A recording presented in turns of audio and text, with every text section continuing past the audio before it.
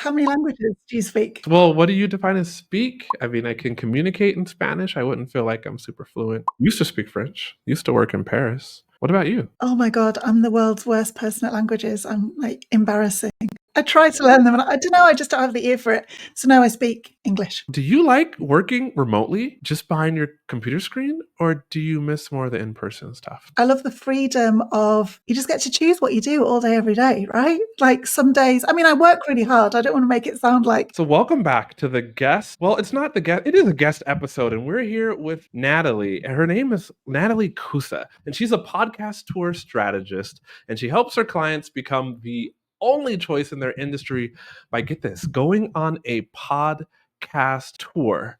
And if you're like, QUÄY.jo, what is this episode? This episode was birthed out of my desire to really get to know the other cool online course creators and online business owners that are guests on this podcast. Because what happens is we show up as guests with our strategies, but you, the listener, only know us for our strategies. And it's like this one way or just one dimensional kind of transactional relationship.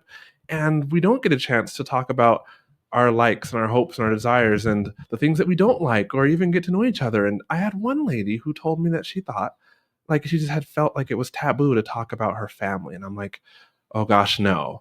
We're going to have an episode where I get to know you, Natalie, and you get to know me, and the listener gets to know both of us. Sound good? I love it. Yeah, let's dive in. I love the idea. Yay. Awesome.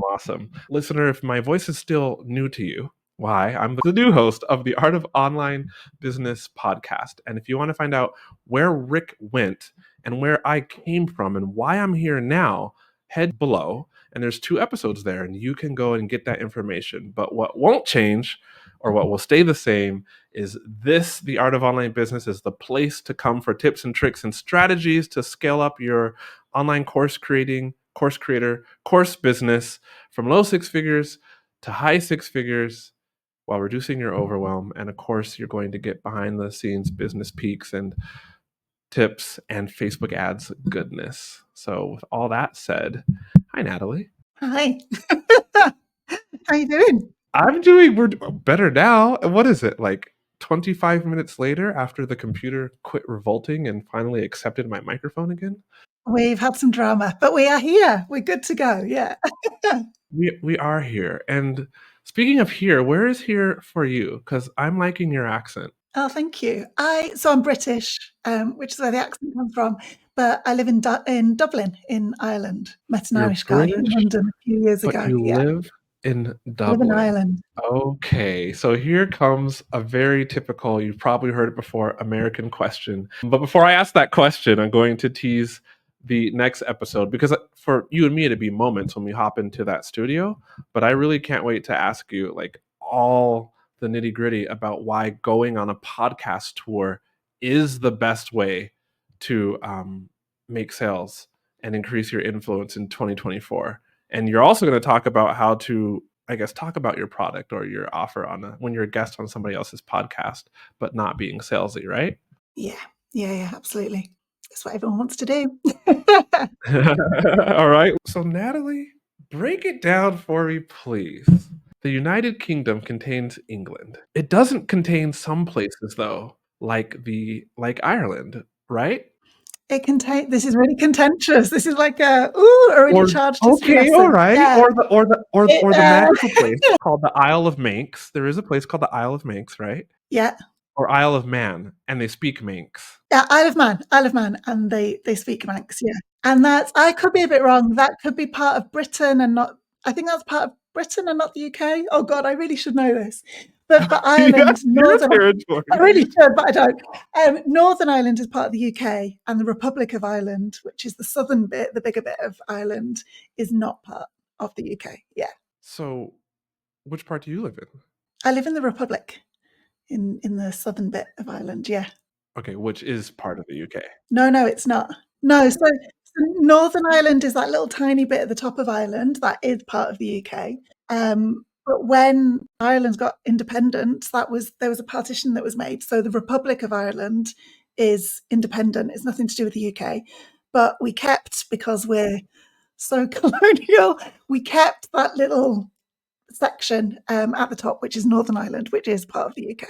Geopolitics is intriguing. So does that mean that the the Republic of Ireland, right? I'm getting educated here, is still part of the European Union? Yes, so the Republic of Ireland is part of the EU.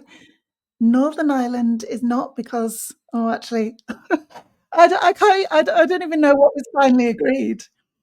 The UK is not obviously anymore. The Republic is, yeah. So when I become a citizen, if they'll have me, I'll get a European passport again, which would be amazing. Right. So you've traveled. You're an immigrant. You're like me, basically. You're immigrating to another country. You're now in the Republic of Ireland, and for all intents and purposes, you're a foreigner, just like me. Yeah, I totally am. I had a massive head start though because my boyfriend when I moved here and now husband is Irish. And if you just mention to an Irish person, my husband's Irish, you're in. So yeah, I totally am an immigrant, but I've had such an easy time of it. Yeah. Been so welcomed. So I live in Mexico. You live in Mexico? Yep. Oh, cool. And where did you immigrate from? Technically, I immigrated from the US, though I came to Mexico direct from a 12-year stint in China. So I guess I haven't lived in the States, in the US of A, since 2009. But yeah, Amazing. What were you doing in China? many things. I started off doing. Have you heard of Amway? I feel like many people across the world. The Door king, knocking. yeah, door knocking, the king of like direct sales, the grandfather of direct sales. Like, so way back when I decided to move to China to build an Amway business, and that was in 2009. And I tricked my wife into going with me. So it was intriguing. We started out in Mexico, and then we woke up in China, and that kind of blossomed. Well, that didn't blossom, but it changed into teaching a lot of English in China. And over the years, just super enjoying life over there, and then thinking about being a little more stable and starting a family. And so we kind of switched into working at international schools in China, and then dropped out of the international school because I had like lots of savings and wanted to start a business teaching Mandarin Chinese because I'm a language guy. And so started teaching Chinese and did that for maybe 3 years. And then the pandemic happened and we came to Mexico. That's incredible. So how many languages do you speak? You're obviously Mandarin, English, Spanish? Spanish. Yes. Well, what do you define as speak? I mean, I can communicate in Spanish. I wouldn't feel like I'm super fluent at it, but day to day life is okay, if not a bit frustrating. Used to speak French, used to work in Paris. What about you? Oh my God, I'm the world's worst person at languages. I'm like embarrassing. I try to learn them and I don't know, I just don't have the ear for it. So now I speak English and about 3 words of Spanish, even though I've tried learning for years. So, when I was in China, I met a decent number of people from the United Kingdom. And I made the mistake of like misplacing accents. And like Scottish folk would be very clear their accent is different from like an Irish accent, which is different from somebody who's from the city, London. I mean, how different are the accents in your mind? Unbelievably different. Like you can go to different places in the UK, even as an English person, and not really understand people. They're all speaking English, but it sounds so different. Yeah, it's unbelievably different. So I've got a bit of a northern twang. I grew up like kind of right on the border between England and Scotland, but in England. So it's very soft now. I've lost it a lot, but I've got a bit of a northern twang. But people from London, even though that's where I've lived for years and years and years, can tell that I'm not from there, like natively. Yeah, and then I've got a few little Irish twangs going on now as well, I think. That's funny that, well, to me, I've never heard the word twang associated with Northern because that's something that in the States we would say like Southern twang, you know? Oh, yeah, yeah, yeah. Yeah. Okay. All right. Well, cool. So thanks for being here. I guess we met in the DMs on Instagram. Was it me that first DM'd you, or did you first DM me? I'm looking back at our history. I followed you, I think, and then I found you through one of the reels that you're really good at doing partnership reels. Actually, we were talking about this before, so we might want to talk about this Again, but you're amazing at doing like collab reels. And somebody that I follow, I found one of your reels and followed you. And then I think you DM'd me and then we just got chatting, didn't we? And then Yeah. here I am. Hi. We'll get back to the episode in a moment. Do you need Facebook ads help? But maybe Facebook ad management is not right for your business at the moment, which is fine, but you would like my eyeballs on your ad campaign. I have a new offer. The people who've signed up for it so far are loving it. It's called Facebook Ad Setup to Success. In the next 30 days, you can work with me over 30 days. We will together set up your ad campaigns and get them running successfully the right way, the exact way that I do for my clients. That means you get 3 calls with me over the period of 30 days. And in between each of those calls, you get unlimited access to me, like Voxer, Slack. That means I'll show you how to set up the ad campaign, all the things you should consider. We'll also go in and look at your funnel, and I'll make recommendations to improve your funnel. And then in between each call, you get coaching from me still, because you can record your screen, send me a message, say, hey, QUÄY.jo, what about this? Like, what would you do here in this ad, you know? And I'll respond to you that very same day. It's unlimited support from me and 3 calls from me. It's called Facebook Ad Setup to Success. And if you want my help, one-on-one coaching to run your ads, then click on the link in the description below, or go to, you can see it on the bottom of the screen, theartofonlinebusiness.com/call. Theartofonlinebusiness.com/call. And I'm happy to help you successfully learn to run your own Facebook ads. Here you are. Here you are. What was it you were asking me? You're asking me why. Did you ask why Instagram or? Yeah, you were saying that you're going all in on Instagram at the minute, and you're amazing at doing collabs on Instagram. And I was asking you why now? Like the whole of the rest of the world is like Instagram's so hard, we're going somewhere else. And QUÄY.jo is like all in. I'm like all over Instagram. So I was just asking you like what results you're seeing and how it's going for you and what secrets you know that none of us do. So you just heard that sound interference because I pulled up my old YouTube channel, and I think it's best to start there because that will give that will make the answer more complete. But basically, like a lot of people, it's hard for me to grow on Instagram, and I'm like super envious of folks that have these huge followings. And so for me, I haven't quite cracked, honestly, the content code for Instagram.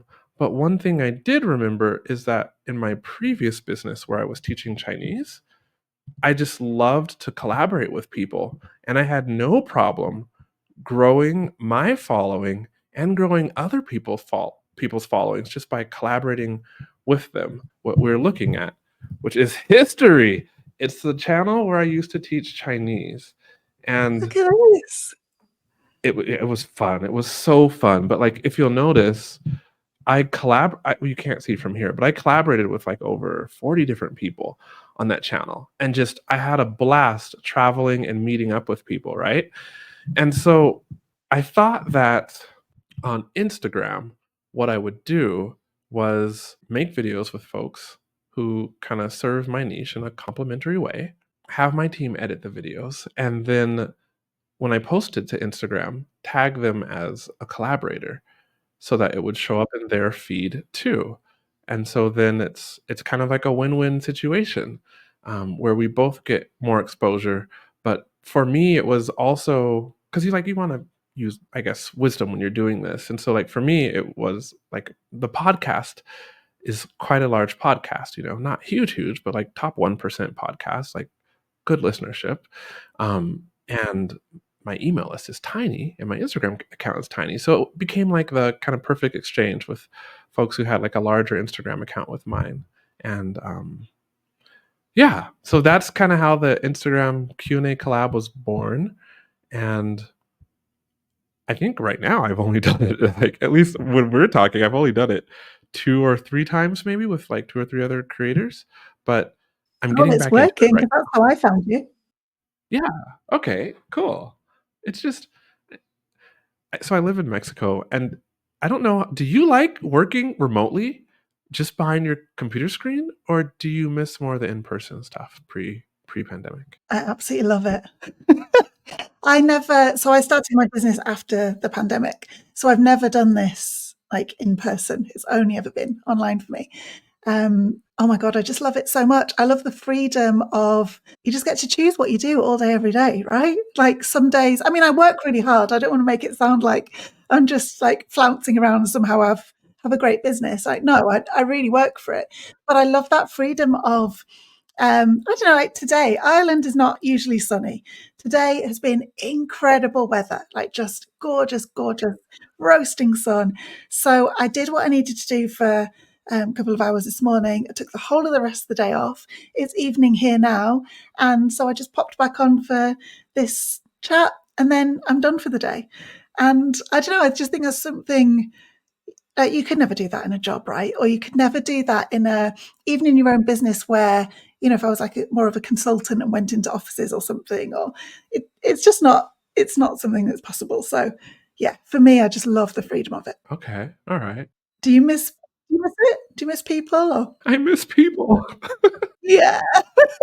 No, I do sometimes that bit. Yeah. Mm. Because I don't know about you, but for me, like my days are pretty packed, and even with my team, the communication is just very transactional. If I'm talking to my team, it's because I need something, or if they are messaging me, it's because they need something from me. And in general, there's just I don't know, the workplace BS is just missing. But all of those like non-consequential or inconsequential conversations that amount to absolutely nothing, I kind of realized over the pandemic years end up amounting to quite a bit, Like, yeah. And so I miss that. Where were you at before though? Like what did you do before you became the podcast tour specialist? I was director of partnerships for a nonprofit. But I'm just thinking so that was in London, and I'm just thinking, I wonder if part of it is because in London, the only people that chat to you are your friends and your colleagues. Like people in the street wouldn't stop and chat. But since I've moved to Dublin, I now chat to everyone. Like even I went for a run earlier today, and I was walking. I was knackered and like walking the last little bit, and there was this kind of older guy that was out with a carer, and he was using a walker, and it looked like he was like practicing walking again or, doing some kind of rehab. Anyway, and he stopped and asked where I'd been and, just had a bit of a chat.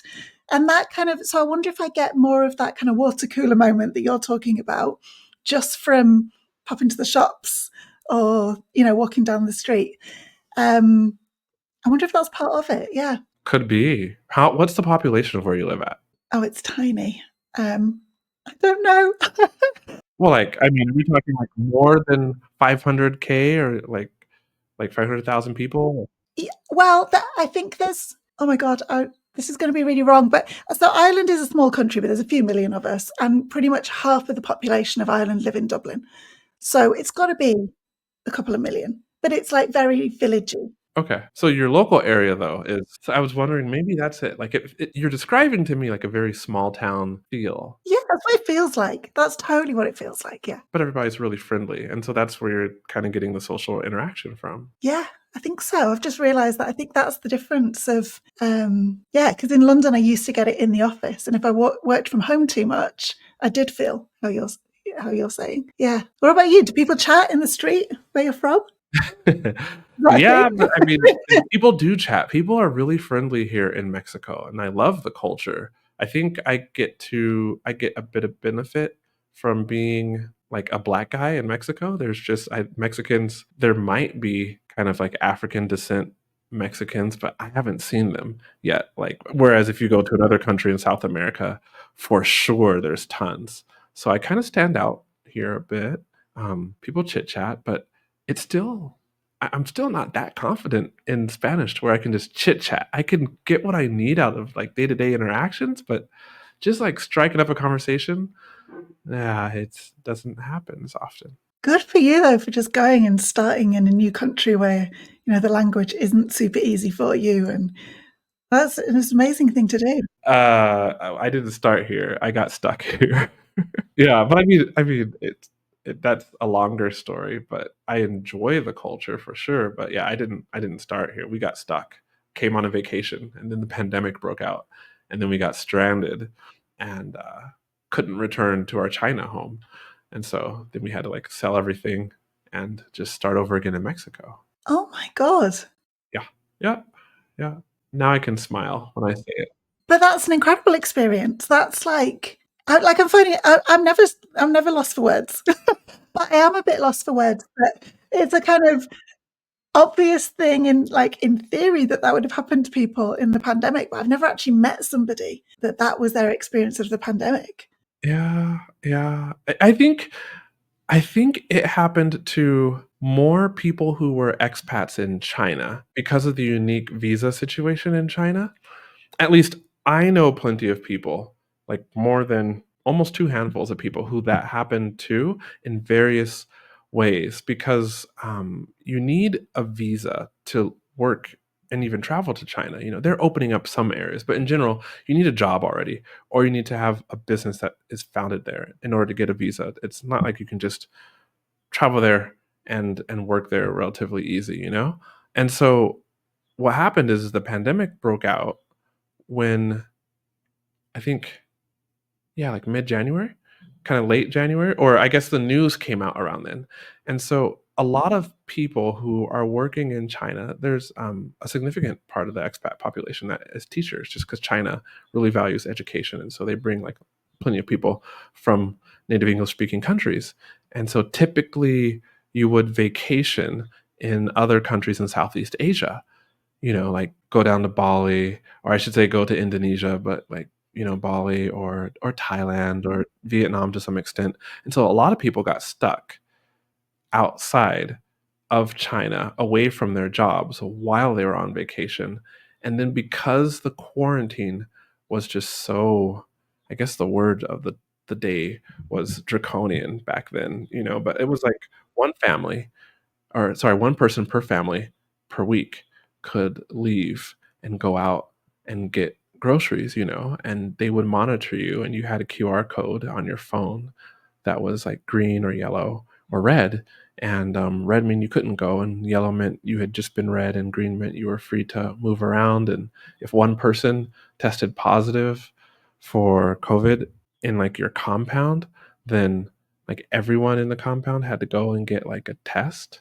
And it was just it was a bad kind of a very restrictive kind of quarantine. And so people would stay away until, you know, they got word that things had gotten better, but then China closed down the borders is what happened in like April of that year. And so plenty of folks thought they could wait it out. That's what happened to us. And then the borders didn't open up for like 2.5 years or something like that. So no, 3 years, 2023. And so yeah, there's I mean, just horror stories of people getting split up from their families. Like their family had traveled and someone had stayed for work a little longer and then they decided to stay there because who knew what was going to happen, right? And families in the US, the spouse, the working spouse is still in China, but then it's like you got incomes on the lines, like the working spouse stays to work in this just crazy situation where certain schools are being shut down and you know it's yeah. So it was tough. It sounds really tough. So is that when you started your business in Mexico? Mm-hmm. Yeah. So the other business teaching Chinese was going just fine. And I was in like a mastermind. The previous owner of this podcast had like a high level group coaching program. And so I was in his program as like with my other business. But then the pandemic happened. I couldn't pivot that business. And so in fall of 2020, I'm like, everything has like been ruined or just been stopped in my life. Like everything I was building toward in China just couldn't pursue anymore, you know? And then I'm like, do I have to get a job? But we're in Mexico, but I don't want to go back to the States because I never had planned on living there. And so I just contacted him and he gave me a job coaching, uh, you know, online course creators. And I got decent at that. And I also had a part-time job managing Facebook ads in an agency. And that's kind of where I built this skill set.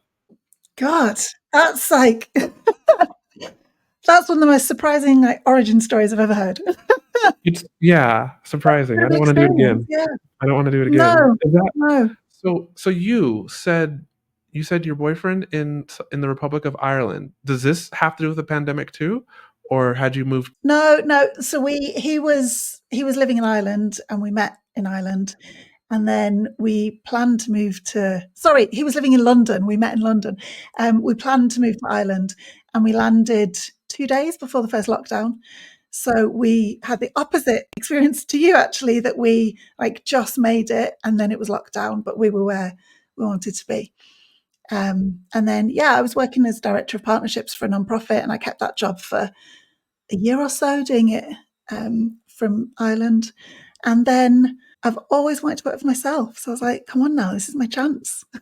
let's make this thing happen. Yeah. So when you say director of partnerships, is that fundraising or just related to fundraising? Both. So it includes fundraising. It's a lot of influencing, a lot of speaking on behalf of the charity and what we're campaigning for.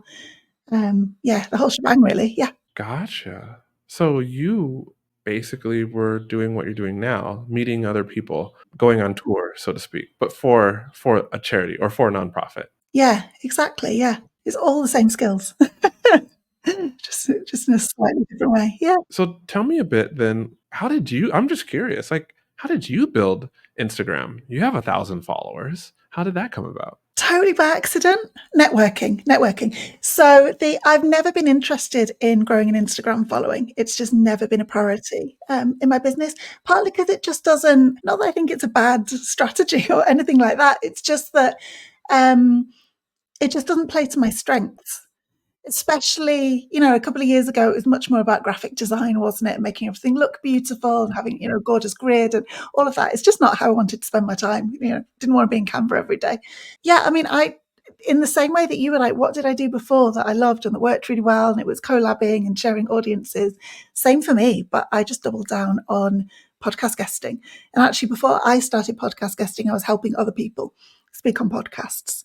And then I started it. And it's like 90% of my lead gen, that and referrals. Whoa, 90% from being on other podcasts? Yeah, I'd say between people finding me on other people's podcasts and or getting referred to me by somebody that's worked with me. Yeah. How often are you a guest on other podcasts, first of all? About a couple of times a month. It's something that I want to increase. It's been growing. So at first, I just spoke on a podcast here or there, like just every so often I'd speak on a podcast.